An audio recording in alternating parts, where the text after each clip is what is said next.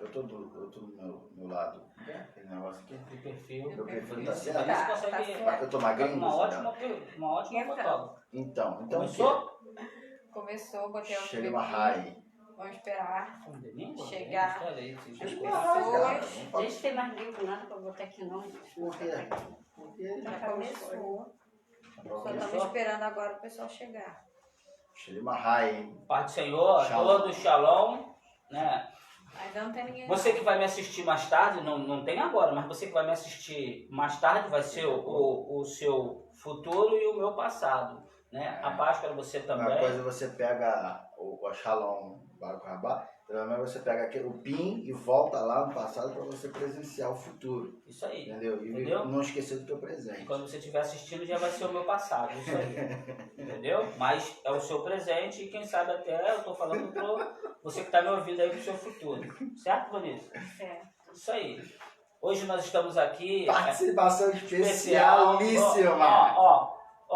Professora Ivanice, né, professora de um monte de matéria. Assim, tá em tudo, come tudo. Isso aí. Aluna do bacharel, não perde escola dominical, aluna assídua das escolinhas dominicais. Aluna fiel do IBCE. Entendeu? Fiel, né? Aluna fiel do IBCE, nos acompanha aí desde mais de 2015. Mais de 2015. Sei lá quanto tempo? 2017, deu uma parada. Então, mas antes disso já estava já. Antes já estava aí já, com certeza. Ela pegava os aulões. E hoje ela tem o título de professora. Isso aí, né? Com certeza. Merecidamente. Merecidamente, sim. Estuda bastante, aplicada. Investe em livros, né? Isso, compõe um quadro. Maridão faz uma conta grande aqui no IBCE. Sim, compõe um quadro para dentro de casa, vai ficar no quadro mesmo, ó. Aleluia. É isso aí, né? Tá na minha frente, né? Então hoje nós estamos aqui para falar de escatologia. Essa matéria é algo gigantesco, conflitante, né? E a gente está aqui para falar alguma coisa. A gente não vai falar tudo, ninguém vai conseguir esgotar o assunto, porque em uma hora, com a professora Ivanice aqui, a gente não consegue esgotar o assunto. A gente até quer, mas não consegue esgotar o assunto. Então, assim, a gente vai só confabular algumas ideias aqui e tentar destruir alguns mitos de que as pessoas têm trabalhado e falado isso de forma errada. Tá bom? Então, essa é a minha primeira fala, pastor. Bom, a gente, para falar desse universo escatológico, né, como nós falou, a gente acaba entrando num emaranhado, que todo mundo, né, inclusive hoje eu estava de novo com o meu amigo TJ lá do trabalho, né, o seu Gilmar, ele, inclusive, falando da escatologia deles, se assemelha muito de uma das correntes que nós vamos apresentar aqui, que mais tarde eu vou falar. Então, assim, qual é a nossa visão? E a gente vai trabalhar hoje dois temas muito principais da escatologia, porque todo mundo espera uma escatologia muito futurista, muito para aquilo que ainda vai acontecer, esquece daquilo que você pode estar vivendo, que é a escatologia da pessoa, tá? Literatura essa é obrigatória, que para quem gosta de escatologia, né? Professora Ivanice, e ela vai comentar com certeza alguma coisa que eu não vou explorar dentro do estudo dela, não. Mas, então, a gente vai abranger os dois temas, a escatologia individual, ou da pessoa, e a escatologia geral, envolvendo, né, todos os acontecimentos, que é começando pelo contexto judaico, tá? Do período interbíblico, de quando isso tudo se desenvolveu, tá? Dos escritos apocalípticos, e depois nós vamos entrar também dos escritos apocalípticos do Novo Testamento, e chegando um pouquinho, dando um passo na história, passear um pouco na história, para entender o desenvolvimento hoje, por que tem tanta coisa especulativa dentro desse universo escatológico. Olha isso. Então, a paz do Senhor para todas, uma boa noite. Então, a gente vai falar um pouco sobre escatologia. O principal de escatologia é você diferenciar o que é escatologia de Apocalipse. Porque às vezes a gente faz uma mistura, né? A gente está falando de Apocalipse e de escatologia. Então, a gente precisa entender essa diferença.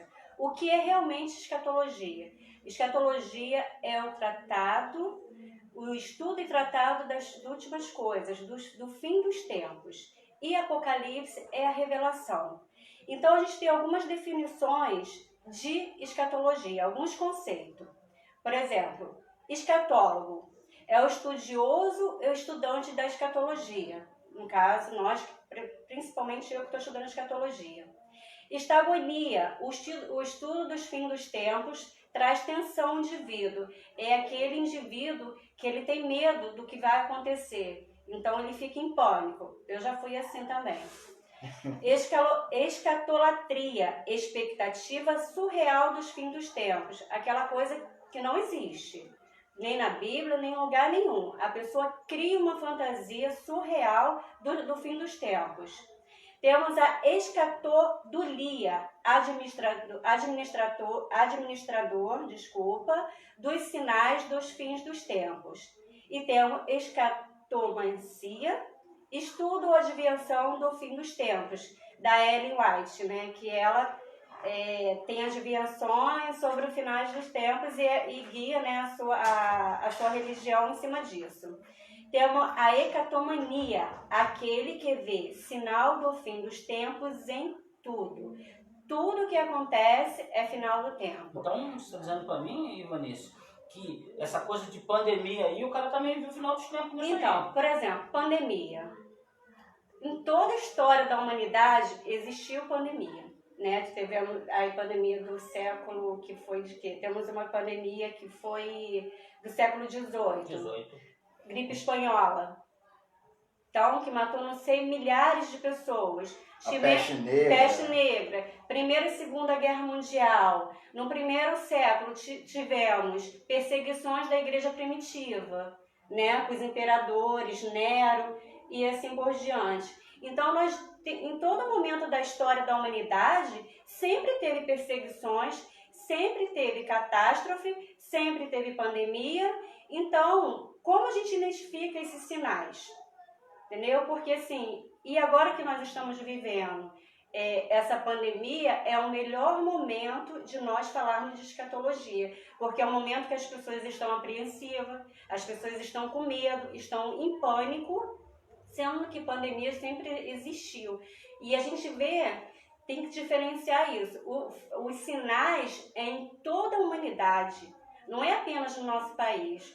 Alguma coisa acontece, a gente tem uma visão daquilo só apenas no nosso país. A gente tem que procurar entender tudo na história da humanidade, todos os acontecimentos. E falando disso então, professora, você está falando sobre a escatologia, que esses acontecimentos estão em toda a história, né, da civilização humana, desde o advento de Cristo para cá. Então já está acontecendo isso, né? Na verdade, a gente pode botar até na época de Abraão, né? Na própria Bíblia vai dizer o próprio dilúvio foi uma catástrofe mundial ou local, mas aconteceu algo que foi estarrecedor. Então, dentro disso tudo, a gente pode entender pelo menos ali aquelas 4 correntes que vai gerenciar. Existe mais, mas as 4 principais vão gerenciar esse pensamento escatológico, que a gente pode começar a falar alguma coisa para elucidar os caminhos que nós vamos trilhar aqui. A minha grande preocupação, né, das pessoas que estudam escatologia dentro de um âmbito fechado, né, ficar acorrentado, né? Acorrentado, que não tem visão para sair dali, ele geralmente não fala de apocalipsismo e nem escatolicismo. Isso. Você pergunta a essas pessoas o que é, ele não sabe nem o que é, nem sei que isso existe. Quando se desenvolveu, o que, aonde. Vai pensar até que você está inventando termos, entendeu? Mas é importante nós entendermos essas 2 evoluções, porque ela vem primeiro. Sim. Né? Ela vem primeiro. Começa onde? Nos livros apócrifos. Ai, meu Deus, falou de livro apócrifo? Vou te bater na madeira aqui. Isso aí, porque ele fala, não, não é inspirado, eu nem quero. Mas aí esse também é um conceito de que você vai conseguir solucionar isso em bibliologia. Porque a igreja primitiva lia todos esses livros. É a partir de um período que eles sentam, né, em 325, e falam, esses aqui a gente vai ter como regra principal, entendeu? Mas a igreja, antes, primeiro e segundo século, eles liam isso tudo. Então, assim, ter livros inspirados com aquela concepção, livros de autoridades, entendeu? Era algo que a igreja dava, né, dava ênfase, dava uma atenção, e aí agora simplesmente esses livros não entraram no cano, e aí hoje, no nosso século, né, aquele estudioso que estuda aquela coisa bem superficial, fala, não, é apócrifo, então eu não quero nem entrar. E isso aí, mestre, o senhor a gente está pegando a origem do negócio e a gente vê então que, primeiro, né, os apóstolos, a igreja do primeiro século, eles tinham os escritos do Antigo Testamento em mãos. Esses escritos, a fonte que eu estou citando é F.F. Bruce, o Cânon das Escrituras, ele vai dizer que eles se utilizavam, né, inclusive o próprio apóstolo Paulo se utilizava desses escritos também, que era algo comum lido na igreja. Mas o mestre deu uma atenção especial aqui, quando ele fala sobre escritos inspirados e escritos de autoridades. Entendeu? É o que nós temos que diferenciar. Por exemplo, isso aqui seria um escrito de autoridade, isso seria um escrito de autoridade, mas não são escritos de inspiração, que a gente entende que é assessor. Mas a Bíblia, a igreja em si entendia esse retrospecto ali da igreja, estava vivendo um contexto em que literaturas eram lidas, inclusive as apocalípticas, em que a gente vai falar um pouco mais com A gente profundidade. pode citar assim, livros apócrifos, que é importante você entender, porque quando a gente fala de Apocalipse, conversa com uma pessoa que é fora do estudo, né, ele pensa assim, Apocalipse, ele pensa assim, já sei, é o de João. João. Aleluia. Agora qual o João também, né? Que também é outra aí coisa. Ele fica, aí ele fica Qual desesperado. Aí ele fica desesperado, né? Aí ele fala, não, é o João de Pátima, não, mas o João estava de Pátima, você sabe qual é. Agora qual o João? Entendeu, né? Mas História Eclesiástica de Eusébio de Cesareia vai falar lá um pouco, vai colocar essa questão. Uma dificuldade que você pode citar ali, porque os caras não lêem também. Então também não adianta nada. Mas existe outros apocalipses, tá? A gente a igreja primitiva, ela lia mais o Apocalipse de Pedro do que o Apocalipse de João, tá bom? Isso depois é que o Apocalipse de Pedro, que é um livro apócrifo, que não foi Pedro que escreveu. É considerado, eles botam lá na conta dele, né? Isso aí, né? Que não tem uma inspiração, segundo eles, e aí a igreja vai diminuindo a leitura desse livro. Mas existe outro, existe o Apocalipse de Adão e Eva, que aí, de Esdra, de Baruque, entendeu? Que era algo assim que eles vão pegando pedaços desse monta, e depois eles vão pegando isso aí, tendo um outro raciocínio, e aí o camarada lê, é mais ou menos assim, ele lê uma literatura de autoridade, não inspirada, mas de autoridade, e aí quando ele fala, aquilo tem um peso de ser quase inspirado. Isso aí. Né? É o que o apóstolo Paulo fazia. Beleza, muito bom. E aí, só para deixar o Anísio falar aqui. Bem à vontade, né? Bem à vontade, a gente vê que uma das características da literatura apócrifa, ou melhor, apocalíptica, é o dualismo, ou seja, a luta entre o bem e o mal, entendeu? E há muito simbolismo. E ali você vê que o livro de Apocalipse é todo recheado nesses dois contextos. Há uma briga, né? Uma luta ferrenha entre o bem e o mal, e ali também há muito simbolismo. E aí é um parênteses que a gente vai abrir aqui, é que em símbolos a gente não pode fazer doutrina, mestre. É bom a gente também já sendo... Colocar isso, porque tem muita gente fazendo doutrina em cima de Apocalipse, esquecendo dos princípios básicos da hermenêutica, que a gente vai falar aqui do... Shelley Bahai. Mutilei, depende da tradução, da versão que você consegue expressar o nome do cara. Mas a gente vai falar sobre ele aqui. E Vanessa? Então, a gente tem algumas correntes. As principais são a preterista, futurista, histórica, espiritual ou idealista. Então, e várias ramificações. Então, em uma hora, a gente jamais vai conseguir explicar todas as correntes. Então, várias correntes, ela tem a sua base, seus versículos bíblicos. Então, cada um acredita em uma coisa. Cada um vai lá puxando aquilo que ela quer acreditar. Então, temos as ramificações de correntes. Tribulacionista, né? Pré-tribulacionista, mesotribulacionista, pós-tribulacionista, teoria sobre arrebatamento. Temos parcialista, pré-tribulacionista, mesotribulacionista, pós-tribulacionista. Temos várias ramificações.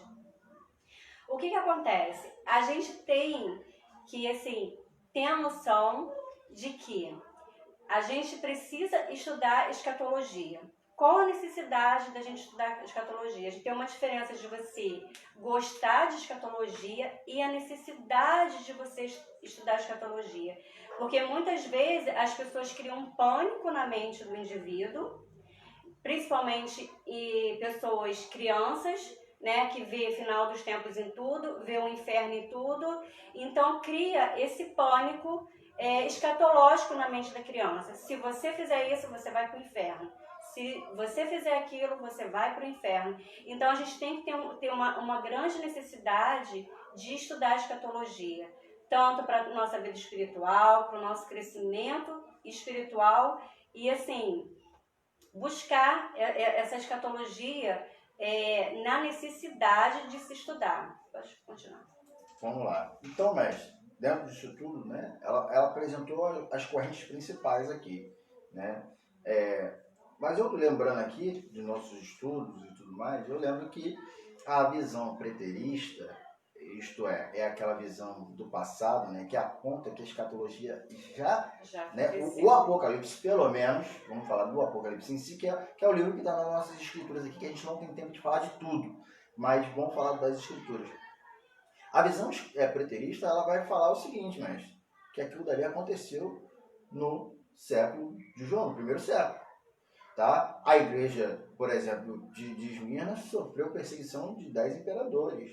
Então, coloca-se que aqueles acontecimentos do Apocalipse é pretérito, ou seja, é passado, já aconteceram. Tá? Estamos apenas aguardando, é claro, novos céus e nova terra. E aí? Então, a gente também precisa, a Ivanice, né, foi muito feliz quando fez as pontuações das correntes, e ela falou assim, a necessidade de estudar, né, para não ser, né, enganado. Mas eu quero dizer uma coisa para a professora Ivanice. Estudar escatologia dá dinheiro, tá? E eu te provo isso. Por que dá dinheiro?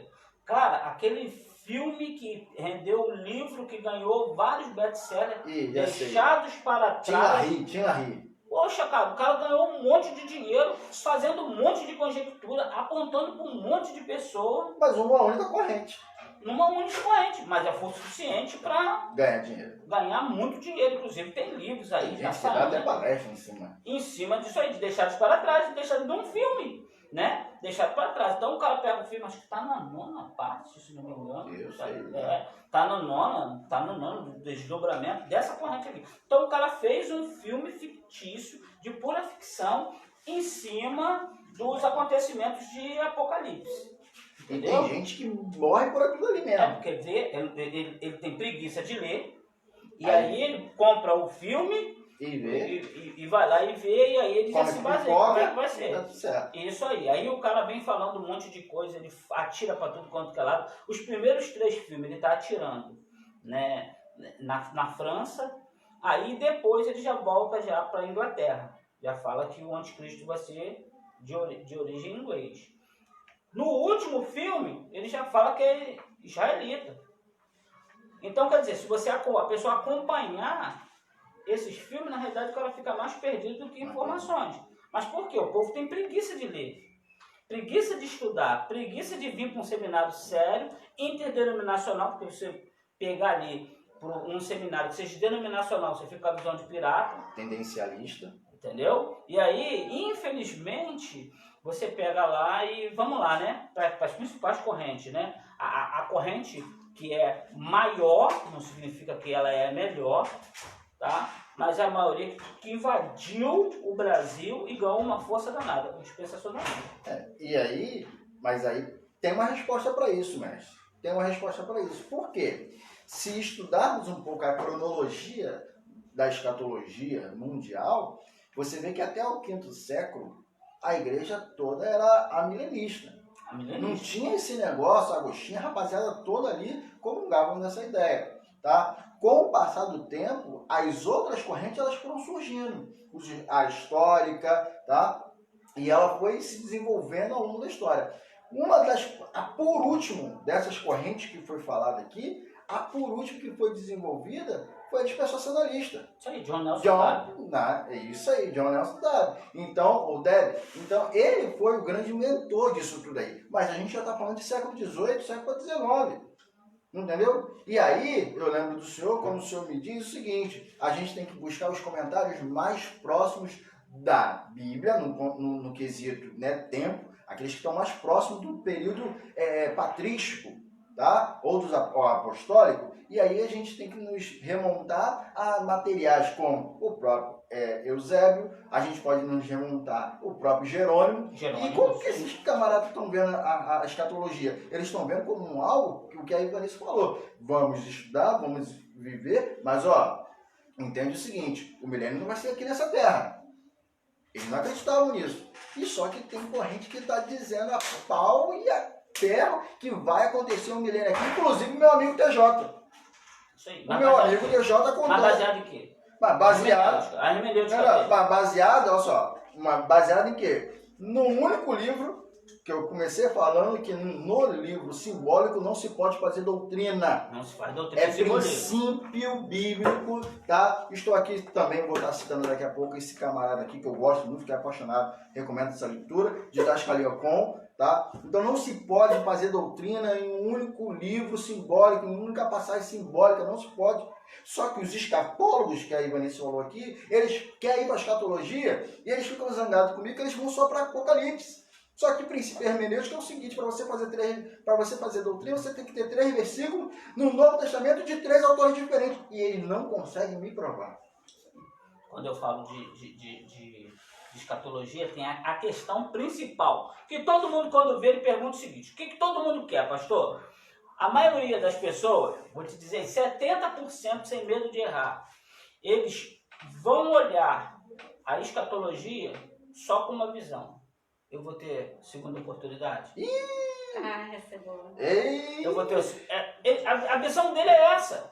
O camarada que se foca em escatologia, a primeira coisa que ele fala é o seguinte: olha, eu quero que você me diga o seguinte, me ajuda. Eu quero saber se vai ter segunda oportunidade, segunda chamada. Tem uns que botam muito segunda chamada dos santos. Né? A primeira, aí tem a segunda chamada. E aí, Ivanice? Fala, professora, fala que queremos ouvir você. Então, essa questão da segunda chamada. A gente que está em sala de aula, a gente vê bastante isso, né? A gente não traz relatos que a gente escuta, a gente está em sala de aula e a gente presencia muitos acontecimentos. E existe essa questão de pessoas que têm uma vida errada, uma vida de pecado, que acredita que haverá uma segunda chamada e que ele vai resistir e vai ser salvo. Mas vai existir realmente uma segunda chamada? Na semana passada o pastor Tiago falou sobre isso no EBD, né? Isso. Ele pode falar isso ricamente pra gente. Porque assim, dá vontade de rir, desculpa, tá? Eu respeito você que de repente aí também é escatólico, mas eu tenho um pouco de dificuldade que eu não aguento, eu tenho que rir. Por quê, mestre? Se a igreja, eu vou falar pelo menos até o 5º século, mas a gente sabe que esse pensamento começou, se teve o seu desenvolvimento, a partir do século XVIII, século XIX, tá? Eles nunca ouviram falar de segunda oportunidade, gente. E o cara que fala sobre isso, ele não prega no domingo sobre isso. Cara, eu não entendo. Se, Jesus não falou sobre isso, os apóstolos não falaram sobre isso. Eu queria que ele me desse um versículo Aí, ele só. vai falar assim, não, sabe pra onde que eles querem ir, mestre? Pô, cara, parece até meu amigo TJ lá do trabalho. Cuidado que você pode estar numa igreja errada, hein? De repente você deveria estar no salão do reino, tá? Sabe o que ele fala? Ele fala o seguinte, que Apocalipse 7, 14.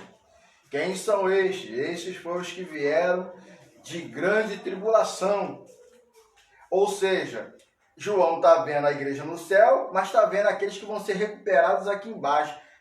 Mas da onde é isso que está tirando? Que interpretação é essa? Cara, eu não sei. Isso aí é escatologia. A gente falou de tanta escatologia, né? Escatologia. Mas não tem escatologia de maluco, não. Escatologia de maluco. Deve ter, cara. Não é possível. Então, assim, as pessoas se prendem de uma forma totalmente equivocada de textos isolados. E eu só faço uma pergunta. Vamos tirar a Bíblia, vamos tirar escatolicismo, apocalipsismo. Sai agora desse universo agora aqui, só eu e você. Você acredita que vai haver uma segunda oportunidade? 1, 2, 3. Sim. Beleza. Então você para de pregar o evangelho do reino de Deus e pode viver o que você quiser viver aí, porque depois você sobe. Depois a gente se encontra lá no céu. Quero ver quem prega isso e vive isso. Não adianta pregar, falar que vai ter outra oportunidade, mas você está querendo ir no arrebatamento. Não vem falar isso para mim, não. Porque é muito fácil eu falar para você que tem uma segunda oportunidade e te dar tapinha nas costas e dizer, ó, tchau, mestre, tchau, Ivanice, fica aí que daqui a pouco vocês vão. Agora quero ver você ficar, tá? Quero ver você ficar. Fica aqui na terra e vá depois para você ver. Aí lá no céu a gente conversa.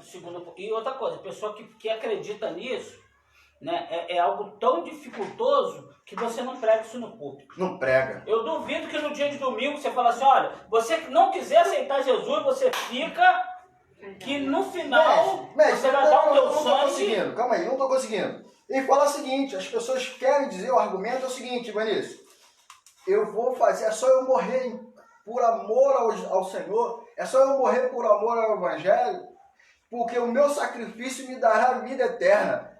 Eu vou rasgar a Bíblia. Cadê a Bíblia? Me dá aí a Bíblia. Não, a Bíblia. Eu vou pegar a Bíblia e vou rasgar. Tem alguma Bíblia aí? Eu quero rasgar a Bíblia agora, que eu vou rasgar a Bíblia. Se o sacrifício de Jesus Cristo foi involuntário, então o sacrifício de Jesus, o sangue aspergido, tá? A Bíblia fala que é o sangue de Jesus. Romanos capítulo 5, versículo 1. Sendo justificado, pois, pelo sangue, através da graça de Deus, você tem paz com Deus. Só te dá paz com Deus o sangue de Jesus. O meu sangue, eu posso morrer 10 vezes, que será um sangue impuro e não terá condições nenhuma de justificar diante de Deus. Que isso? Agora, através da minha vida, não quer dizer que se eu morrer por sacrifício, você só... Então, depois eu não vou voltar aqui para pregar para as pessoas que ficaram, não? Vai pregar. Vai. É o pensamento do meu amigo TJ, sabe por quê?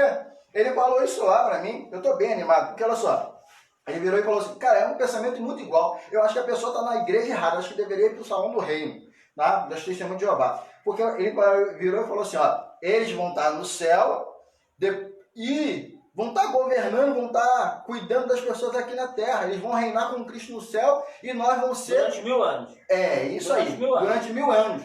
Gente, eu fico me perguntando, que pregação é essa? Aonde está escrito isso?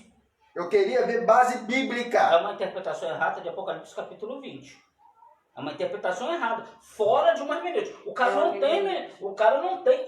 tem hermenêutica nenhuma, o cara não tem hermenêutica, nunca passou, não sabe nem o que é, porque se o cara usar a hermenêutica, ele vai usar o texto de comparação do texto, porque o texto fala por si só. Entendeu? E aí ele não tem noção de hermenêutica e muito menos exegese. E aí as pessoas dessas vão no achismo. O professor fulano de tal, que é muito abençoado, falou isso e aí eu acredito, ou eu vi no filme. E aí em cima disso, né? Aí o mestre falou assim, poxa, Apocalipse capítulo 20, tá? Reinarão 1000 anos. Agora, a Bíblia fala que 1000 anos para o Senhor é como um dia como 1000 anos. Será que 1000 anos é literal ali? Porque eu aprendo na hermenêutica, aqui no seminário, que existe pelo menos 3 tipos de interpretação. Tá? A literal, que era da escola de Antioquia, a alegórica ou figurada, a alegórica ou a simbólica, que veio depois pela escola de Alexandria, e a figurada. Então eu entendo o seguinte, se existem 3 tipos de interpretação, será que aquilo ali vai ser literal mesmo? Será? Entendendo que os princípios hermenêuticos me dizem que eu não posso fazer doutrina em símbolo. Será que aqueles 1000 anos vão ser literais aqui na Terra? Será que Jesus... Aí o meu amigo TJ, ele tem a coragem de dizer para mim que Jesus vai guerrear lá no Armagedon. Jesus tem inimigo? Me responde você que está me vendo. Eu não sei se eu estou na câmera 1 ou na câmera 2. Jesus tem inimigo? Deus tem inimigo? A Bíblia vai dizer, Mateus 28, 19 em diante, vai falar que é-me dado todo o poder, o exorcismo.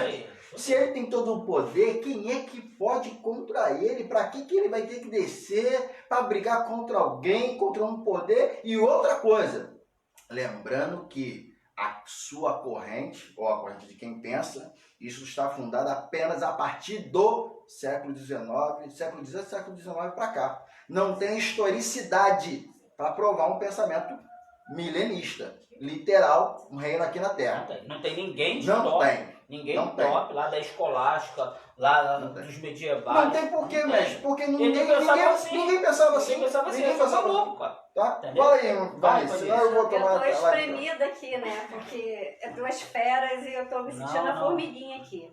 Então, falando de amilenismo, tem as ramificações, né? Que tem o amilenismo e o pós-milenismo. O amilenismo, a ramificação, eles acreditam que temos a era da igreja, né? Depois eles vão ter o milênio, tem a era da igreja, não vai ter o milênio, Jesus vai arrebatar os santos, vai arrebatar os crentes, os incrédulos, e vai ter o julgamento e a vida eterna. Então eles ali não acreditam no milênio, eles acreditam que o céu, as pessoas que foram mortas já estão vivendo o milênio no céu, um amilenista. Então eles têm esse pensamento positivo, entendeu? Que eles não, o milênio já está acontecendo lá no céu para os que morreram, entendeu? E temos Ou o seja, pós... esse milênio de Apocalipse seria apenas um simbolismo daquilo que vai ser vivido espiritualmente no céu. Isso aí. Beleza. Temos o pós-milenismo, temos a era da igreja, né? Vai ter aproximadamente 1000 anos de paz, onde a igreja vai expandir pelo Jesus mundo. com vara de ferro. Jesus com vara de ferro. Vai expandir pelo mundo, o evangelho vai crescer e vai ser muita paz. Aleluia. Jesus vai voltar, Glória a vai reinar com ele. vai reinar com eles e vai ser salvos. Os incrédulos vão passar, os crentes, os incrédulos vão... a ressurreição dos crentes, dos incrédulos e ter o julgamento, novo céu, nova terra. No finalzinho, eles vão viver esse milênio aqui na Terra. Esse repescagem, esse né? milênio maravilhoso, que eles têm esse pensamento positivo, entendeu? Que vai ter essa paz. Eu só tenho dificuldade. Os TJs, eles pegam uma passagem de Isaías 64 e fala lá que o leão vai comer com o cordeiro, que é tudo símbolo. Aquilo ali é tudo um símbolo. Ele fez essa pergunta hoje. O leão vai comer com o cordeiro e aí todos vão ver paz. Aí ele fala o seguinte, dentro daquela passagem ali é que vai surgir a doutrina que no céu vai ter animais. É dentro desse pensamento ali. É dentro desse pensamento aí, que é um pensamento dos adventistas, que eles trabalham isso, tá? E aí, os animais são eternos, então. Isso aí, eles vão trabalhar nisso aí. Que na realidade é tudo falta de hermenêutica. Uma interpretação mal equivocada e feita em um capítulo. Em uma passagem isolada, totalmente isolada. É interessante que, dentro disso que a Ivanilda está falando aqui, né, sobre as visões amilenista, pós-milenista, pré-milenista, a gente entende o seguinte, gente. Vamos lá. Como que eu vou viver numa situação como essa? Ó, a gente não é acorrentado aqui não, tá? Eu só estou querendo trazer problema para a vida de vocês, literalmente. Vamos trazer problema para eles. Mas qual é a corrente correta? Então... E aí? Não, a gente não vai se acorrentar aqui. Eu não vou me acorrentar. O povo às vezes que está em casa quer saber qual é a corrente Eu não vou me acorrentar. A única Beleza, coisa... muito bom. Eu tinha essa curiosidade. Eu sempre queria saber qual era a correta. E nunca tive uma. Qual é a corrente então correta? Então você respondeu. Ela mesmo se respondeu. Gostei do monólogo, né? Gostei, foi muito bom. Foi bom. Qual é a corrente correta? Aí eu vou reprisar. Tá aí, tá gravando. Ó, eu sempre quis saber, estudei e eu nunca tive nenhuma. Quem estuda, realmente, ele acaba ficando descorrentado. Tá bom? Ou seja, você entende... Tá? Estar descorrentado é você entender como ela entendeu aqui, discorreu pra gente e vai continuar discorrendo. Você discorre sobre todas as correntes, entende todas as correntes, mas na realidade você não está preso em nenhuma. Seu posicionamento é um posicionamento aberto sobre elas. Sabe por quê, gente? Tentando aproximar minha resposta, que eu não vou dar resposta. Mas quando eu penso assim, eu vou mandar um pouquinho para a Bíblia. Jesus falou de milênio? Em nenhum lugar. Os evangelhos, como diz R.F. Bruce, que é a porta, né, da salvação, é a porta da graça dos evangelhos, Não consigo achar. Eu tô um pouquinho meio falho de cabeça assim de Bíblia, eu não tô lembrando muita coisa não. Mas eu não consigo achar Jesus falando de milênio. Eu não consigo achar o maior teólogo da igreja que contribuiu com 67% da formação do cânon do Novo Testamento. Eu não consigo ver ele falando. Ele fala alguma coisa? Não. Eu consigo olhar aqui 1 Coríntios capítulo 15, que ele vai falar da ressurreição. Eu consigo olhar 1 Tessalonicenses capítulo 4, que ele vai falar da ressurreição também. Eu consigo olhar em mais alguma coisa? Não consigo achar, eu tenho dificuldade. Eu não consigo olhar Tiago falando desse contexto de milênio, eu não consigo olhar Pedro. Eu só consigo encontrar um único livro do Novo Testamento, que é o Apocalipse, que é um livro simbólico, que é um livro a saber, tá? Desculpa, não tô pra ninguém não. Mas ele só entrou no cânon por uma ajudinha, mestre. De quem? De quem? Coisa de, Constantino. Coisa de Constantino. Constantino. Cuidado, porque entenda primeiro se aquele livro... Não posso falar isso, não posso? Não pode. Não posso, não posso, tá certo. Eu fui impelido aqui, não foi pelo Espírito não, mas foi pela pressão aqui.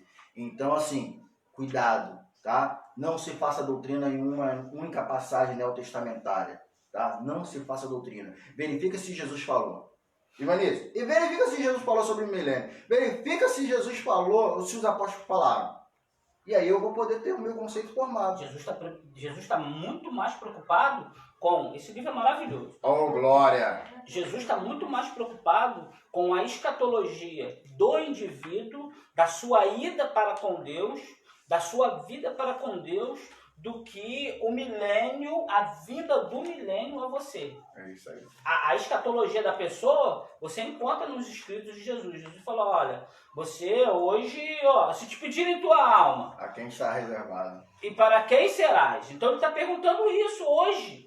Né? Hoje, se você entrar hoje no turbilhão da escatologia, o que você tem preparado? E para quem será? Alguma coisa está preparada, tem que saber para quem. Ivanice. E o que os judeus falam sobre escatologia? O que eles têm sobre escatologia? Né? A nossa referência, os judeus. Eles acreditam que a escatologia já acontece com a vinda de Jesus. Com o advento de Cristo. Então, quando Jesus veio, que ele trouxe a sua história, que ele pregou, que ele foi crucificado, tudo isso, ali já começou a escatologia. Isso aí. Tá? Para o judaísmo, ali já começa a escatologia. E o apocalipsismo? Lá no final. Isso aí, que é o resultado dessa... Isso aí. Isso aí. Então, a gente tem que entender. E será que a gente vai se basear com os judeus? Será que a gente vai seguir o raciocínio dos judeus? Que escatologia, o fim das coisas já está acontecendo há muito tempo? Ou que ainda vai vir aí vai das acontecer em coisas? 2020. 2020, que está acontecendo agora. Então a gente tem que, né, atentar para isso. Tá, dentro desse raciocínio maravilhoso. A Isabela mandou uma pergunta aqui sobre o 666. A gente vê... É um assunto assim, gigantesco. Sim. Por quê? Quando a gente fala de 666, tá ali o 6 ali envolvido ali, né? O homem é criado no sexto dia, né? Vai lá para Gênesis, o homem é criado no sexto dia, né? Os matemáticos dizem que o 6 é o número da perfeição, tá? E não é o 7. Não o 7.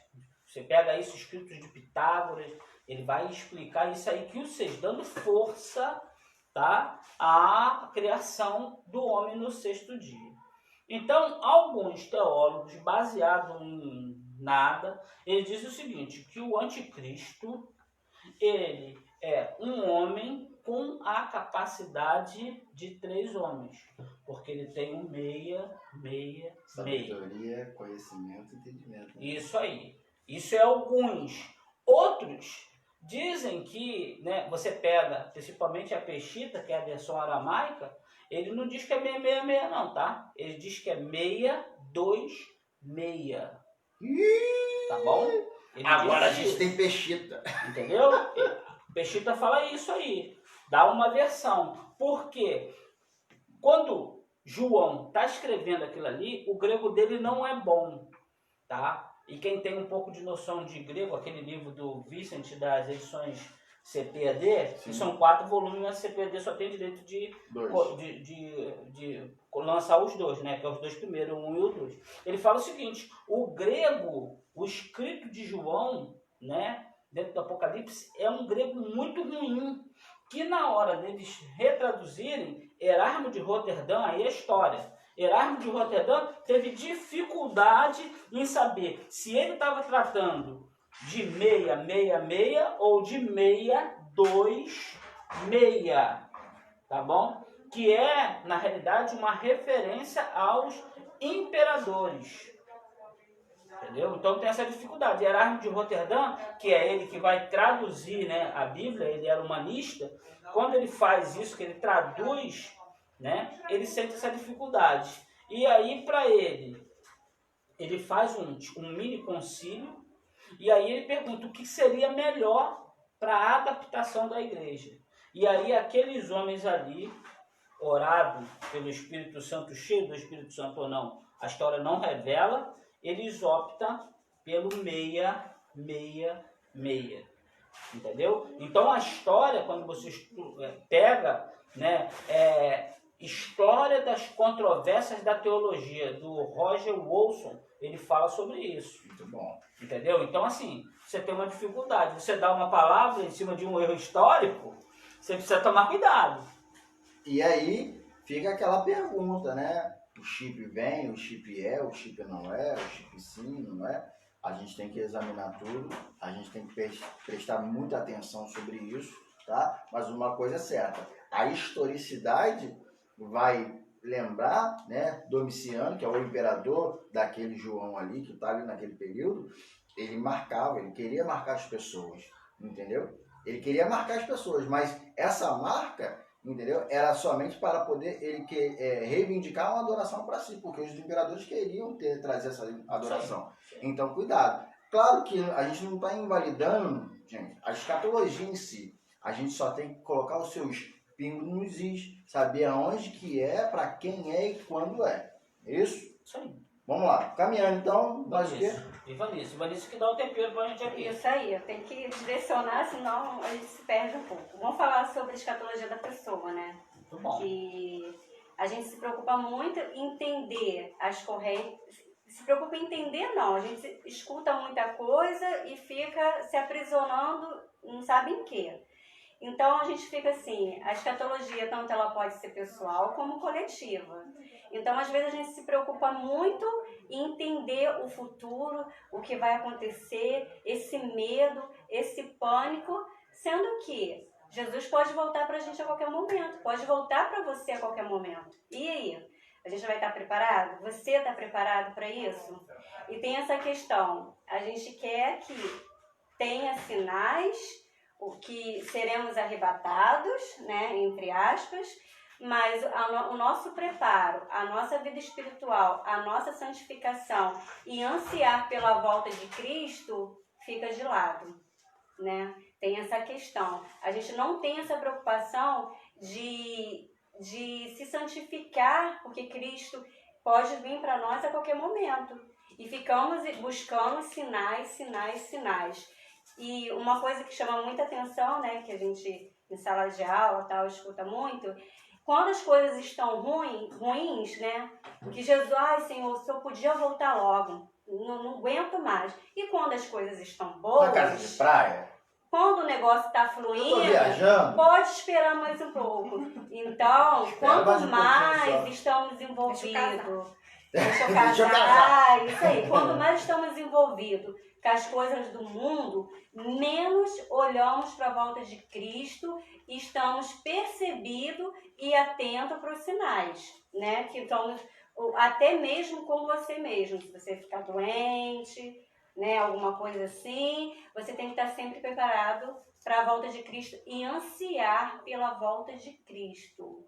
Não ficar dividido, hein? Não pode ficar dividido. Então, dentro desse argumento, desse pensamento, a gente entende, mestre, que, assim, Jesus pode voltar a qualquer momento, tá? E isso é aquilo que nós acreditamos, né? Jesus pode. A gente discorda, a gente pode discordar de muitas coisas, né? Hoje o esteio e o evangelho pode discordar de muitas coisas, mas uma coisa que a gente concorda, comunga, é que Jesus vai voltar. A gente comunga com esse pensamento. A gente acredita, nós não somos, nós não pensamos contraditoriamente a isso, não. Mas o que a Ivanice está querendo nos passar aqui, e ela nos passou com grande exatidão, é como está a minha vida, a minha santificação. Por quê? Porque eu busco algo que eu não sei nem se eu vou viver. Porque o apóstolo Paulo fala assim, ó, nem todos morreremos. Nem todos vão morrer, mas alguns vão morrer. Alguns vão passar pela morte. E aí, eu lembro da aula que nós tivemos na EBD, que a gente falou de Maranata, mestre.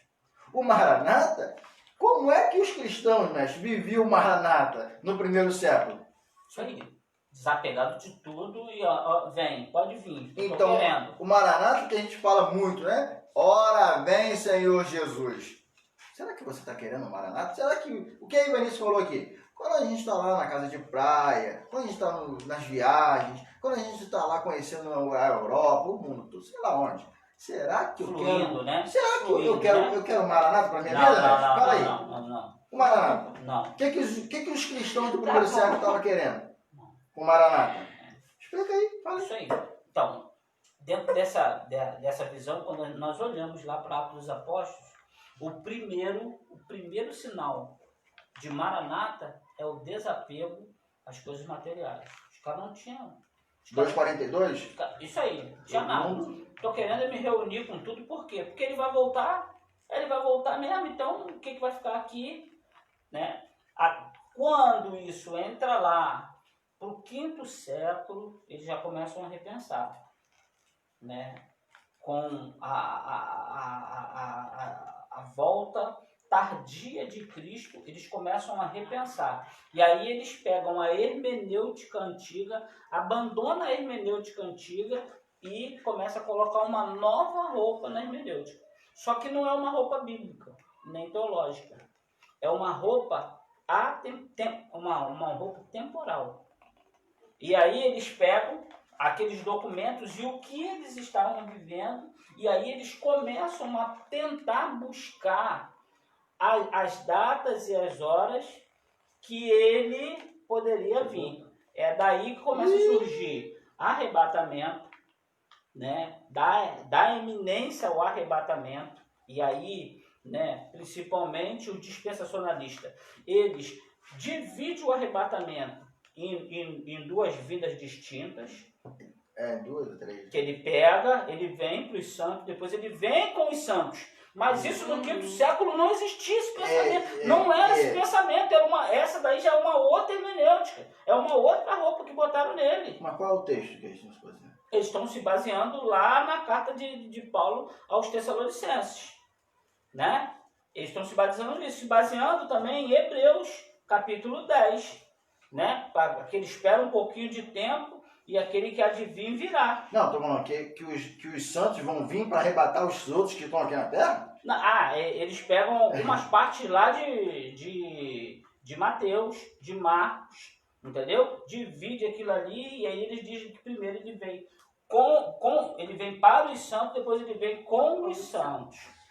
Entendeu? Mas quando você pega o texto e faz uma análise dentro de uma hermenêutica sadia, o texto não está dizendo isso. E eu lembro de um colega meu, a gente foi, há muitos anos atrás, ele veio querer falar de escatologia comigo. Eu falei, rapaz, isso aí a gente pode deixar para lá e tal, vamos deixar isso para lá. Não, vamos falar de escatologia. Eu acho que ele pensou que eu não sabia de escatologia, não é porque eu não me posiciono que eu não sei, tá? Tem muita coisa que eu não me posiciono, mas eu tenho conhecimento, fundamento e base naquilo que eu posso argumentar. Mas eu prefiro ficar na minha surdina. E ele veio falar isso. Não porque a Bíblia diz, né? Porque ele falando sobre a salvação na grande tribulação, que vai ter repescagem, né? Para quem ficar. Porque a Bíblia vai dizer que quando Jesus vier com milhares de seus santos, vai separar um para a direita e outro para a esquerda. Inclusive, abrindo um parênteses aqui, foi a mesma coisa que o testemunho de Jeová falou hoje para mim. Vai ficar os parênteses aqui. Não sei porque, há uma semelhança muito grande, né? E aí ele falou isso para mim. Eu falei assim, é assim mesmo que o texto está dizendo, cara? Ele é. Vem cá. Mas você está citando para mim Mateus 25, 37 em diante, né? 35 em diante, né?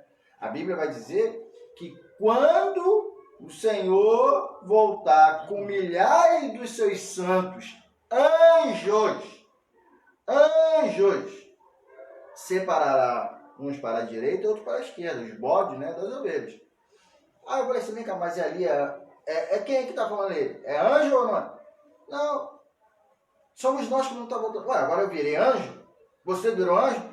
É a mesma coisa. Eu pensei, mesma coisa? Você tá doido, cara?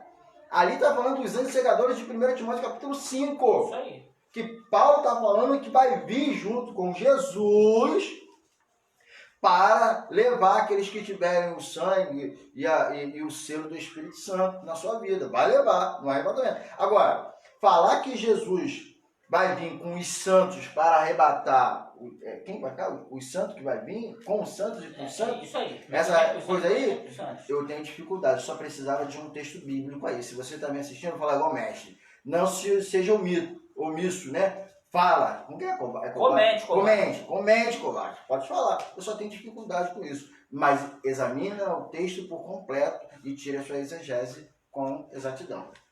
Professor Ivanício. Já está encerrando? Faltam 9 minutos. Oxe. Não é uma eternidade, dá para falar muita coisa. Então, gente, é isso aí. É muitas correntes. E sim, não dá realmente. Se for explicar as correntes, vai dar mais confusão. Então é necessário que vocês venham para o seminário, estudar a escatologia. Tem gente que não gosta. Sem corrente. Ou venha correntado. Venha correntado. Cada um, se você estudar e quiser pegar sua corrente, você fique à vontade. Cada um, né, faz como quiser. Mas é importante você entender a escatologia. Existe essa necessidade de entendermos um pouco de escatologia, principalmente nesse momento que a gente está passando, um momento difícil, um momento que a gente recebe muito áudios de coisas que vão acontecer, que vai ter apagão. Então, assim, existem pessoas que não têm conhecimento, assim como eu não tinha, assim como eu sempre ouvi que teria segunda vinda. Então, isso não é vergonha para ninguém, porque a gente escuta a vida toda isso. Entendeu? A gente aprende errado, acredita naquilo. É o 55 que eu falo lá no seminário. Então, no filme. É importante você estudar. Então, que você venha para o seminário, para a gente aprender um pouquinho mais sobre escatologia e para tirar essa pressão psicológica que colocam tanto na mente dos idosos, de criança, para a gente ter uma nova geração mais firme, entendeu? No que a gente vive. E realmente ansiar pela volta de Cristo sem essa pressão psicológica, sem esse pavor todo que as pessoas colocam na nossa mente. Isso. Vocês respondem a pergunta? Pode responder. Pode, manda. Em primeiro momento, então, Mateus 24 não se refere à segunda vinda de Cristo?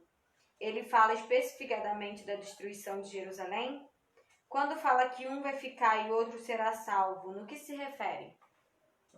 Para mim? Eu posso responder isso de 5 maneiras.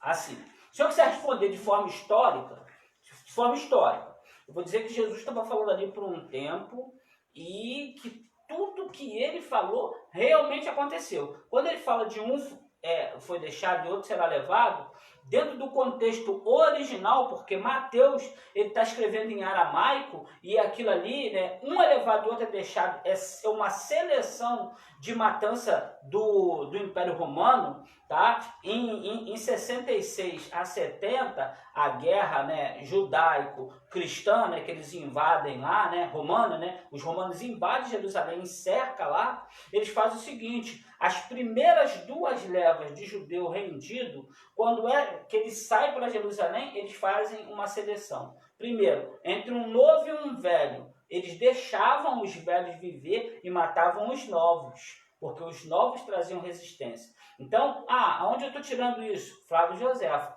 Antiguidade, ele está falando sobre isso. Tá? Ele vai tratar isso muito melhor. A forma histórica, eu vou dizer que se cumpriu.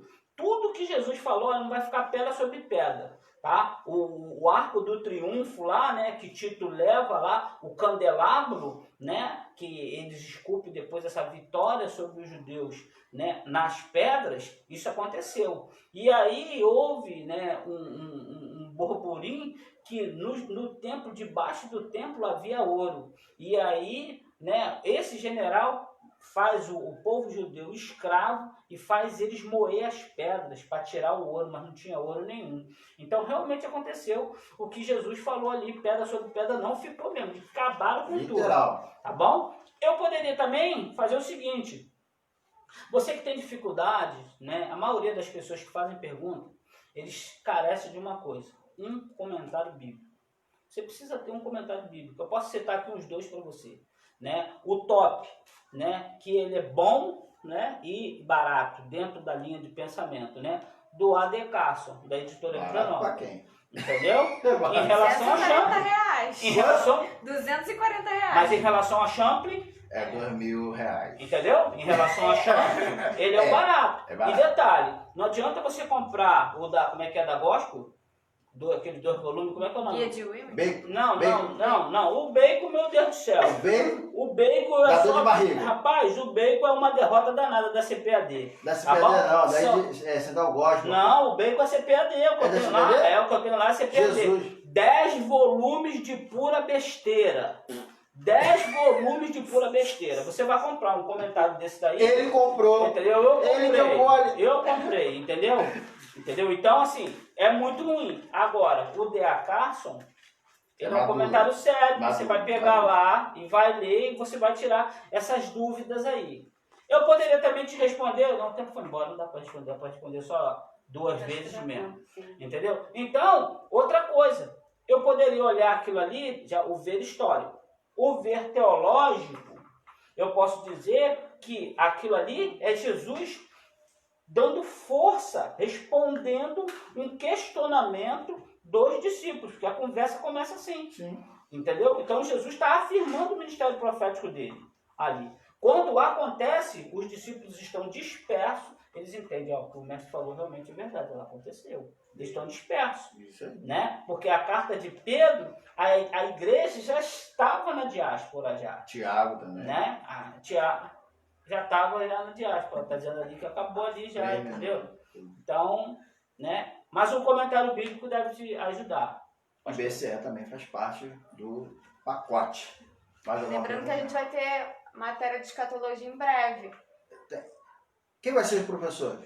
Vai ser em setembro, Pastor Tiago Gomes. Tiago. Mestre também vai estar comigo, cara. Escatologia. Eu também sou inocente. Sim, com Tá ok? certeza. Vamos Então, trabalhar. setembro, se quiser vir, ó. Setembro, quem quiser vir, tá? Dobradinha, tá? Na verdade, eu acho que isso aqui não é nem dobradinha, é dobradinha com feijoada, tá? Eu sou dobradinha e ele é feijoada, né? Deve ter alguma característica para isso, tá bom? Eu acho que tem pergunta, alguma coisa? Não, Não? manda um abraço pro pastor Antônio Heraldo, que está presente na nossa live. Ô, pastor Antônio Heraldo! Participou, pastor. Poxa, que Deus alegria, abençoe. que alegria. É muita descontração aqui, felicidade, muito bom. É, saudade do Senhor, tá ok? André também presente, ó. André sempre. Ah, os 21 apocalipse que já existiu na história, André. Não esqueço de você, cara. Você sempre falou isso, tá? Abraço pra você. Isso aí. Estamos aqui, BCE é um laboratório, tá ok? Então, gente, nossa, só pra... Ivanício vai fechar. Ivanício Eu vou vai fazer, fechar. só vou fazer aqui. Tem quanto tempo? 2 minutos. 2 minutos. Então, rapidinho, 30 segundos. Quero agradecer a todos que participaram, tá ok? Aqui a gente procura sempre falar das grandes das grandes opiniões, tá? Mostrando fundo bíblico, histórico, teológico. Tem muita literatura aqui, ó. Um dos livros que nós indicamos, que nós trabalhamos aqui, ó, Teologia Histórica. Muitas coisas que a gente está falando tá em cima desse livro. Esse livro, Escatologia da Pessoa. E esse livro aqui, ó, Teologia Sistemática de Grupo. Teologia de entrada, né? Entendeu? Teologia de Teologia entrada. Existem de entrada. outras também, tá ok? E aí a gente tem esses manuais, esses comentários, tudo que a gente trabalha, tá? A gente tira escatolicismo e apocalipsismo dentro de Júlio de Scott, Origem Judaica do Novo Testamento. É muito livro para a gente trabalhar um único assunto. Então, a gente não fica preso somente a uma corrente aqui. Por isso que a gente não se acorrenta, tá bom? Mas que Deus abençoe vocês. Despedida aí. Ivanício. Eu quero agradecer, né, essa oportunidade. É melhor obedecer, né, do que sacrificar. E assim, que vocês possam vir estudar escatologia. Vai ser muito gostoso estudar escatologia com vocês. E eu vou estar junto também, né? Ela não perde nada, ela não perde nada. Essa aqui Eu vou estar junto uma também. formigona. E eu espero que vocês possam estar com a gente aqui. Eu quero agradecer a você e te pedir para você se inscrever no nosso canal, ativar lá o sininho, dê seu lá, like ou seu né, nos dislike. acompanhar nas redes sociais, no Instagram, né, e por aí fora, né, e a Ivanice é a prova viva que nós damos valor aos nossos alunos. Os alunos tendem a se tornar nossos professores. Então, que Deus te abençoe, vem estudar, porque estudar é grandioso. A paz. Shalom. Paz. Deus. Benção.